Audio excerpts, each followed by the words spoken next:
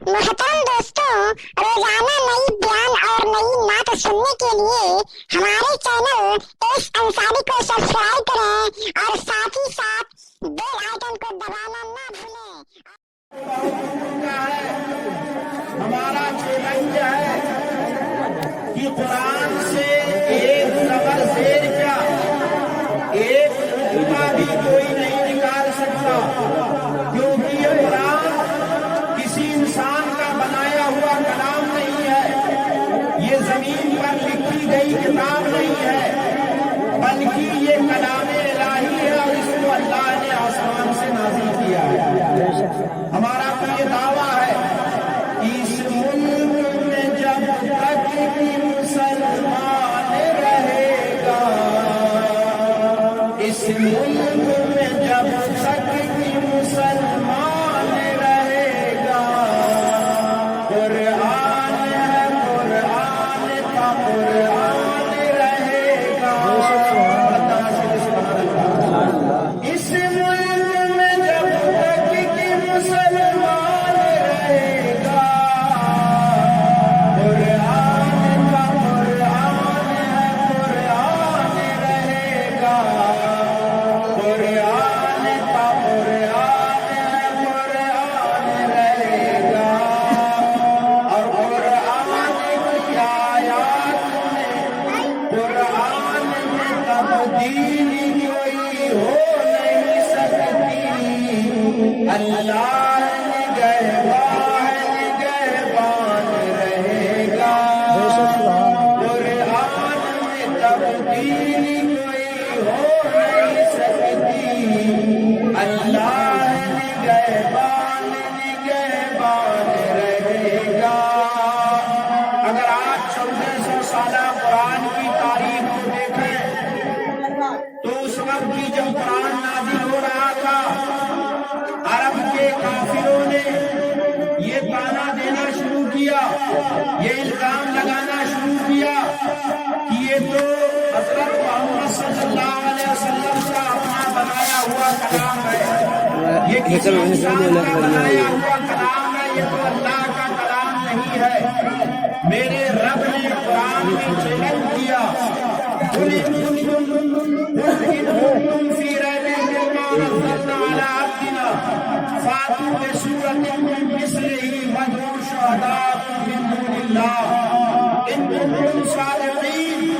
اے محبوب اعلان کر دو اگر انہیں شک ہے کہ یہ اللہ کا کلام نہیں ہے تو یہ بھی پڑھے لکھے لوگ ہیں، یہ بھی اچھے خاصے جانکار لوگ ہیں، ان سے آپ کہہ دیجیے کہ قرآن کی طرح اگر تم پوری کتاب نہیں لا سکتے ہو تو کم سے کم قرآن کی ایک چھوٹی سورت کی طرح کوئی چھوٹی سورت تو عرب کے لوگ تھے جو عربی جانتے تھے، عربی میں شاعری کرتے تھے، باضابطہ مشاعروں کا بازار لگتا تھا، لیکن وہ لوگ نہیں بنا سکے۔ ہندوستان میں رہنے والے لوگ تو عجمی ہیں۔ جس شخص نے یہ دعویٰ کیا ہے کہ 26 آیتوں کو قرآن سے نکالا جائے، اس شخص کو تو اردو بھی پڑھنا نہیں آتا ہے۔ وہ قرآن کو کب سمجھ لیا کہ اس نے قرآن کو انسانیت کے خلاف بتایا، قرآن کو شانتی کے خلاف بتایا۔ آؤ میں تمہیں بتاتا ہوں، قرآن اس دنیا میں امن و شانتی کا پیام لے کر آیا ہے، قرآن اس دنیا میں رحمت و برکت لے کر کے آیا ہے، قرآن انسانوں کو حقیقت میں انسانیت کا درس دیتا ہے۔ قرآن کی تعلیمات پر اگر انسان عمل کر لے تو ہمارے سماج میں جو بدامنی ہے وہ ساری بدامنیوں کا خاتمہ ہو سکتا ہے۔ چند آیتیں حدیثیں پڑھ کر کے میں آپ کو سمجھاؤں، اس سے پہلے درود پاک اللہم صلی علی سیدنا و شفیعنا حبیبنا و نبینا مولانا محمد مبارک وسلم، صلاۃ و سلام علیک یا رسول اللہ صلی اللہ علیہ وسلم۔ خطبہ مسنونہ کے بعد میں نے سورہ یونس کی آیت نمبر 57 پڑھنے کا شرف حاصل کیا، اس کا ترجمہ ملاحظہ فرمائیں۔ ہمارا رب قرآن کے بارے میں کیا کہتا ہے؟ میرا رب پوری انسانیت کو خطاب کر رہا ہے، سارے انسانوں کو کہہ رہا قل یا ایھا الناس قد جاءتکم موعظۃ من ربکم وشفاء لما فی الصدور۔ اے میرے حبیب مکرم صلی اللہ علیہ وسلم اعلان کر دیجئے، اے دنیا کے لوگوں، قرآن تمہارے لیے اللہ کی طرف سے نصیحت بن کر کے آیا ہے۔ قرآن اس لیے آیا ہے تاکہ تم کو جھوٹے راہ سے نکال کر کے سچے راہ پہ آ جائے۔ قرآن اس لیے نازل ہوا ہے تاکہ اندھیریوں سے تم کو نور کی طرف لائے۔ قرآن اس لیے نازل ہوا ہے تاکہ تمہیں گمراہی کے دلدل سے نکال کر صراط مستقیم پر گامزن کرے۔ اے دنیا والوں، اے انسانوں، قرآن تمہارے لیے نصیحت بن کر کے آیا ہے۔ وشفاء لما فی الصدور، اور سن لو تمہارے دلوں میں جو بیماریاں ہیں ان تمام بیماریوں کا علاج بن کر کے اللہ نے قرآن پاک کو نازل کیا ہے۔ یعنی یہ قرآن ہمارے لیے بیماریوں کا علاج بن کے آیا ہے، امراض کے لیے دوا بن کر کے آیا ہے، گمراہی کے لیے ہدایت بن کر کے آیا ہے، اندھیروں کے لیے اجالا بن کے آیا ہے۔ یہ قرآن انسانیت کو صحیح اور سچی راہ دکھانے کے لیے آیا ہے۔ قرآن پاک کی 1400 سالہ تاریخ کو مطالعہ کرے، ہر دور میں ایسے فتنے اٹھے ہیں، ایسی تحریکوں نے جنم لیا ہے جنہوں نے قرآن کے خلاف بکواس کیا ہے، لیکن تاریخ شاہد ہے کہ قرآن کے خلاف جس نے آواز اٹھائی اس کا نام و نشان مٹ گیا، اور اللہ کی کتاب جس طریقے سے کل زندہ تھی آج بھی زندہ ہے، اور قیامت تک اللہ کی کتاب زندہ رہے گی۔ حدیث پاک سے واقعہ ملاحظہ کر لیں، اس کے بعد اپنی بات کو ختم کرو۔ بخاری شریف کی حدیث ہے، امام مسلم نے بھی اس کو نقل فرمایا ہے۔ جب قرآن پاک اتر رہا تھا، جب قرآن پاک نازل ہو رہا تھا، اس وقت مکہ میں ایک منافق تھا، اس منافق کا نام میرے ذہن میں نہیں آ رہا ہے، بہرحال اس منافق کی عادت یہ تھی کہ اس نے سورہ بقرہ اور سورہ آل عمران کو ذکر کر لیا تھا۔ کافروں کو چوراہوں پہ اکٹھا کر کے سورہ بقرہ پڑھتا، سورہ آل عمران پڑھتا، اور ان سے کہتا کہ دیکھو میں ہی محمد کو سکھاتا ہوں، تب وہ جا کر کے تم کو بتاتے ہیں کہ اللہ کا کلام ہے۔ ارے تو اللہ کی کتاب نہیں ہے، بلکہ میں نے ان کو پڑھایا ہے، میں نے ہی ان کو سکھایا ہے۔ میرے سکھائے اور پڑھائے ہوئے مرد وہ لوگوں کو کہتے ہیں کہ اللہ کا کلام ہے۔ جب اس بدبخت نے قرآن پاک کے خلاف ایسا فتنہ کھڑا کرنا شروع کیا، اللہ تعالیٰ نے اس کو ایسی بیماری میں مبتلا کیا کہ وہ اسی بیماری میں مر گیا۔ اب آگے جو سننے کی بات ہے اس کو سنیں۔ جب لوگوں نے اس کو دفن کیا، آج دفن کر کے آئے، کل جا کر کے لوگوں نے کیا دیکھا کہ اس کی قبر میں اس کے لاش کو باہر پھینک دیا۔ لوگ حیران تھے، پہلے دن تو انہوں نے یہ سمجھا یہ قرآن کی مخالفت کرتا تھا، صاحب قرآن کی مخالفت کرتا تھا، ہو سکتا ہے مسلمانوں نے اس کی لاش کو قبر سے نکال دیا ہو۔ لیکن جب دوسرے دن دفن کیا، تیسری صبح کو جا کر کے دیکھا تو لوگوں نے کیا دیکھا کہ قبر میں اس کی لاش کو پھر باہر پھینک دیا ہے۔ یعنی جو قرآن کا گستاخ ہوتا ہے، اللہ کے کلام کی بارگاہ میں جو گستاخی کرتا ہے، زمین بھی اس کو قبول نہیں کرتی ہے، اور اس کو باہر پھینک دیا ہے۔ بندہ سے بزرگوں اور دوستوں، آج مسلمانوں کے لیے یہ جو سپریم کورٹ میں PIL داخل ہوئی ہے ہمارے ضمیر کو زندہ کرنے کے لیے کافی ہے۔ آج ہمارے سماج میں مسلمانوں کا نام لے کر کے ایسے لوگ جو پیدا ہو رہے ہیں، یہ کہاں سے پیدا ہو رہے ہیں؟ اس کی وجہ یہ ہے کہ ہم نے قرآن پاک سے دوری اختیار کر لیا ہے۔ ہمارے گھروں میں تو قرآن موجود ہے، لیکن وہ الماری میں سجا کر کے رکھا ہوا ہے۔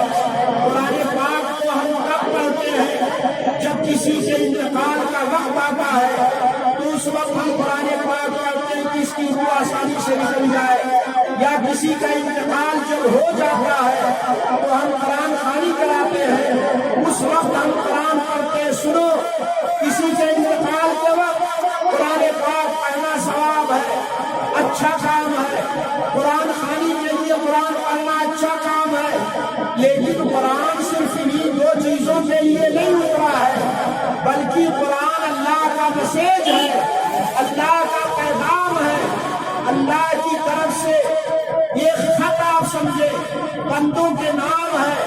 اگر بندے اللہ کی میسج کو نہ پڑھے، ہمارا رب ہم سے کیا کہنا چاہتا ہے، قرآن کے ذریعے اللہ نے ہم کو کیا پیغام دیا ہے، اس قرآن کو ہم پاک میں سجا کر کے رکھے، صرف ہم اس کے ذریعے آسانی سے روح نکالیں یا قرآن خوانی کے موقع پہ ہم کھولیں، تو یہ اس بات کی دلیل ہے کہ مسلمانوں کا رشتہ قرآن پاک سے کمزور ہو چکا ہے۔ ہم اپنے رشتے کو قرآن پاک سے بڑھائیں، مضبوط کریں۔ دنیا میں یہی ایک ایسی کتاب ہے، اس کتاب کو دیکھنا بھی ثواب ہے، اس کتاب کو چننا بھی ثواب ہے، یہ کتاب خرید کر کے پڑھنے کے لیے کسی کو دینا بھی ثواب ہے، اس کتاب کو اپنے گھر میں رکھنا بھی ثواب ہے، یعنی اس کتاب کے جتنے کام ہیں۔ اس لیے مسلمانوں کے لیے ضروری ہے کہ وہ قرآن کو عام کرے، قرآن کی تعلیمات کو عام کرے، قرآن کو پڑھنے پڑھانے کا رواج اپنے گھروں میں پیدا کرے۔ میں کہتا ہوں آج لاکھوں روپیہ اپنے بیماری کے لیے ہم ڈاکٹروں کے پاس خرچ کر دیتے ہیں، لیکن اگر آپ اللہ کا کلام اپنے گھر میں پڑھتے ہیں تو میرے نبی کا وعدہ ہے اس گھر میں کبھی بھی شیطان داخل نہیں ہو سکتا جس گھر میں قرآن کی تلاوت ہوتی ہے۔ مشکاہ شریف ہے، صفحہ 184 ہے، میرے نبی نے ارشاد فرمایا لا تجعلوا بیوتکم مقابر فإن الشیطان ینفر من البیت الذی یقرأ فیہ سورۃ البقرہ۔ میرے سرکار فرماتے ہیں اپنے گھروں کو قبرستان نہ بناؤ، جس طرح قبرستان میں خاموشی ہوتی ہے اس طرح سے اپنے گھروں کو نہ بناؤ، بلکہ اپنے گھروں میں قرآن پاک کی تلاوت کیا کرو۔ آگے میرے سرکار فرماتے ہیں شیطان اس گھر میں کبھی داخل نہیں ہو سکتا ہے جس گھر میں قرآن پاک کی تلاوت ہوتی ہے، جس گھر میں سورۃ بقرہ پڑھی جاتی ہے، اس گھر میں شیطان کبھی بھی داخل نہیں ہو سکتا ہے۔ ایک حدیث پاک میں میرے سرکار فرماتے ہیں خیرکم من تعلم القرآن وعلمہ، تم میں سب سے بہتر وہ ہے جو قرآن پاک پڑھے اور دوسروں کو پڑھائے۔ سبحان اللہ۔ قرآن پاک کی 164 سورتیں ہیں، 30 پارہ ہے، 6666 آیتیں ہیں، ہر آیت میرے نبی کا معجزہ ہے۔ سبحان اللہ۔ میرے نبی کو اللہ نے بے شمار معجزات دیے، ان سارے معجزات میں مثال کے طور پہ چاند کے 2 ٹکڑے کرنا میرے نبی کا معجزہ ہے، ڈوبے ہوئے سورج کو پلٹانا میرے نبی کا معجزہ ہے، ابو جہل کی مٹھی میں کنکریوں سے کلمہ پڑھوانا میرے نبی کا معجزہ ہے، اپنی انگلیوں سے پانی کے چشمے جاری کرنا یہ میرے نبی کا معجزہ ہے، زمین سے عرش اعظم پہ جانا، پھر لامکہ رب کی بارگاہ میں جانا، اللہ کا دیدار کرنا، یہ میرے نبی کا معجزہ ہے۔ میرے نبی کا سر سے لے کر کے پائے مقدس تک جسم کا ہر عضو معجزہ ہے، میرے نبی کا کلام معجزہ، میرے نبی کی رفتار معجزہ، میرے نبی کی گفتار معجزہ، میرے نبی کا دیکھنا معجزہ، میرے نبی کا سننا معجزہ، کیونکہ میرے نبی نے ارشاد فرمایا انی اسمع ما لا تسمعون وارا ما لا ترون۔ اے دنیا والو، میں وہ سنتا ہوں جو تم نہیں سنتے ہو، اور میں وہ دیکھتا ہوں جو تم نہیں دیکھتے ہو۔ میرے سرکار کی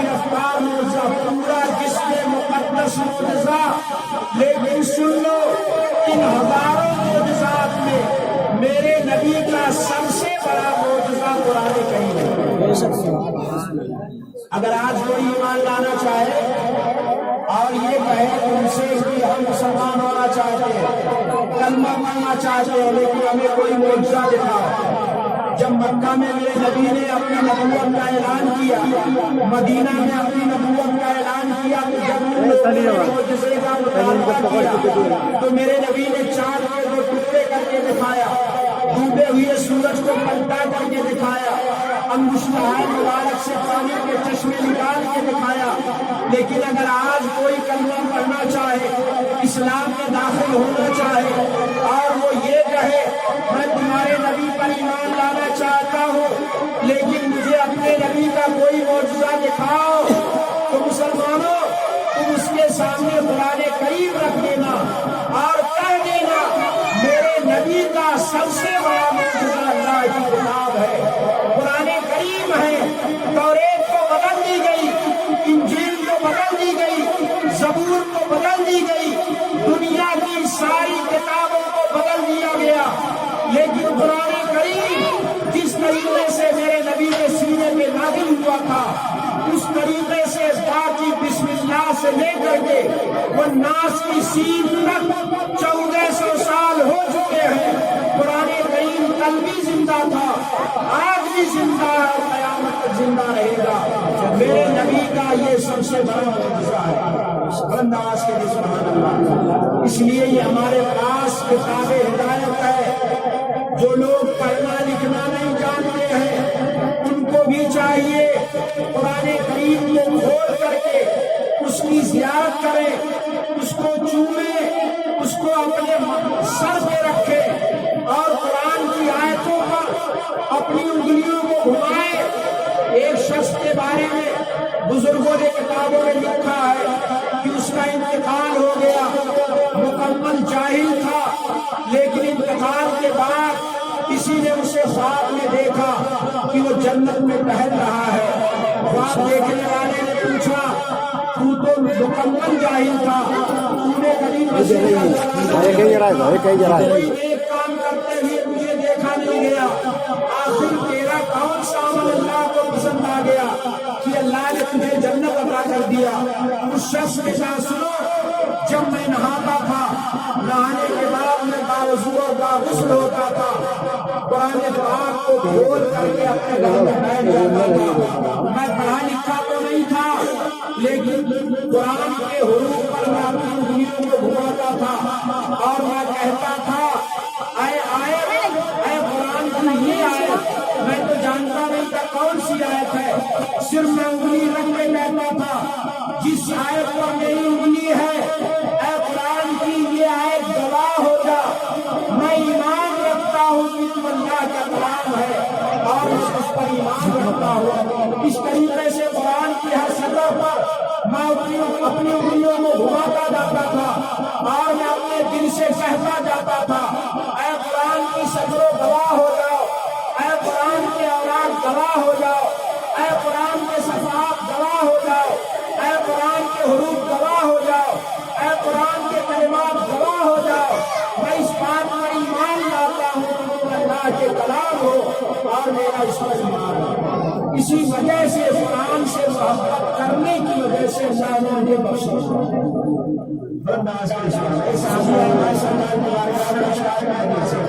انہوں نے کہا یا رسول اللہ صلی اللہ علیہ وسلم میں تو اللہ سے بڑی محبت کرتا ہوں۔ میرے خیال سے ایک ایسی سورت میں سورہ اخلاص قل هو الله احد الله الصمد لم یلد ولم یولد ولم یکن له کفوا احد۔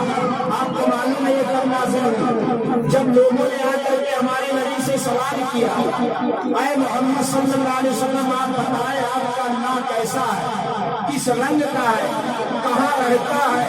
تو اللہ تعالیٰ نے یہ سورہ نازل فرمایا اے میرے محبوب ان سے کہہ دیجیے اللہ ایک ہے، قل هو الله احد، اللہ ایک ہے، اللہ الصمد، اللہ بے نیاز ہے، لم یلد ولم یولد، نہ اس نے کسی کو جنا ہے اور نہ وہ کسی سے جنا گیا ہے، ولم یکن اور کہہ دیجیے ان سے اللہ کا کوئی جوڑا نہیں ہے، اللہ کا کوئی ہمسر نہیں ہے، اللہ کے کوئی برابر نہیں ہے، اللہ کے کوئی جیسا نہیں ہے، کیونکہ اللہ خالق ہے اور ساری دنیا اس کی مخلوق ہے۔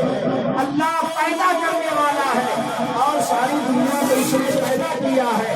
اللہ رب ہے، ساری دنیا مربوب ہے۔